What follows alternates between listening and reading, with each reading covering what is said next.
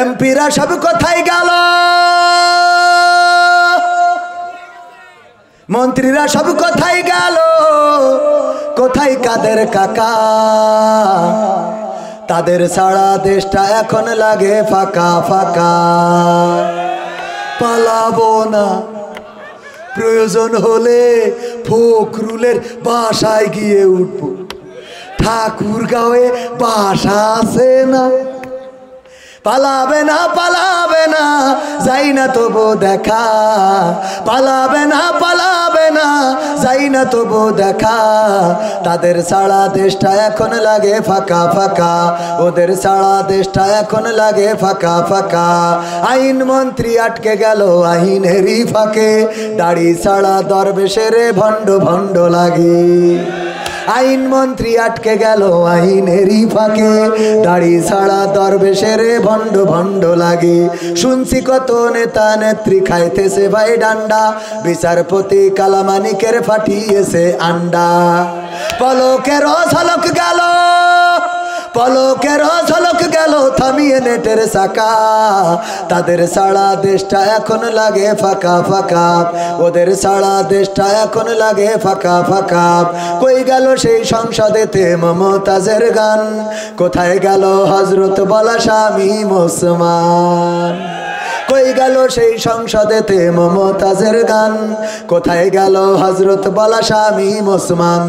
ইনু মেনন দীপু মনি আছে কারাগারে, বাপ করিলেও পাপ কখনো ছাড়ে কি আর তারে? কোথায় গেল স্পিকারের, কোথায় গেল স্পিকারের দৃষ্টি আঁকা বাঁকা? তাদের ছাড়া দেশটা এখন লাগে ফাঁকা ফাঁকা, ওদের ছাড়া দেশটা এখন লাগে ফাঁকা ফাঁকা। কোথায় গেল আরাফাত আর ব্যারিস্টার সুমন, কথা বলার সময় তারা করেনি ওজন? মুরগি কবির খাইছে ধরা, জাফর কোথায় আছে? গোপনে কি সেও গেল মোদি দাদুর কাছে? কোথায় গেল সালামের, কোথায় গেল সালমের কাড়ি কাড়ি টাকা? তাদের ছাড়া দেশটা এখন লাগে ফাঁকা। লাগে না, লাগে না, ফাঁকা ফাঁকা লাগে। কিন্তু এই সমাজের এখনো পরিবর্তন আসে নাই।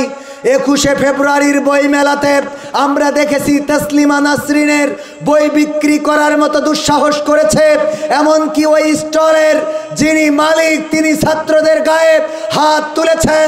সে এখনো স্বাধীনভাবে ঘুরে বেড়ায়। তসলিমা নাসরিনের বই বাংলাদেশে আন্দোলনের পরে বিক্রি করে, আর সেই স্টলের যিনি প্রোপাইটার তার কোনো শাস্তিমূলক ব্যবস্থা নেওয়া হলো না। এটা অন্তত তাওহিদি জনতা মেনে নিবে না।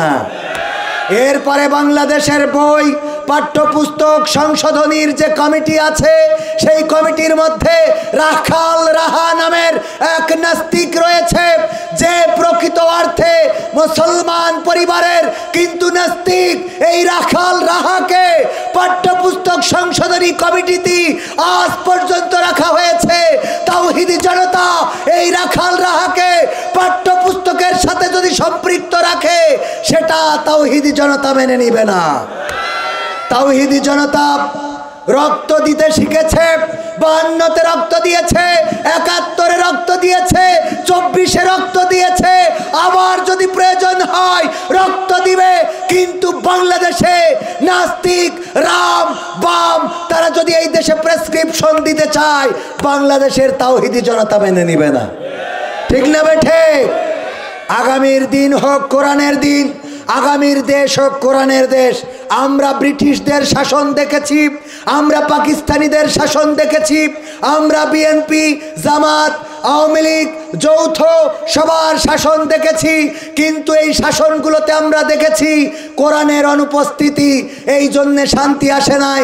আগামীর শাসন দেখতে চাই কোরআন দিয়ে হবে, আর কোরআনের শাসন যারা করতে চায় তাদের পক্ষে থাকতে আমরা রাজি আছি না নাই?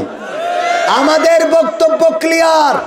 যদি আওয়ামী লীগ কোরআন কায়েম করতে চায়, সেই আওয়ামী লীগ করতে আপত্তি নাই। বিএনপি যদি কোরআন কায়েম করতে চায়, সেই বিএনপি করতে আপত্তি নাই। কিন্তু জামাতে ইসলাম যদি কোরআনের বিপক্ষে দাঁড়ায়, সেই জামাত ইসলামের বিরোধিতা করতে আমাদের কোনো আপত্তি নাই। ঠিক না বেঠে? আমার কথার সাথে কারা কারা একমত দেখতে চায়?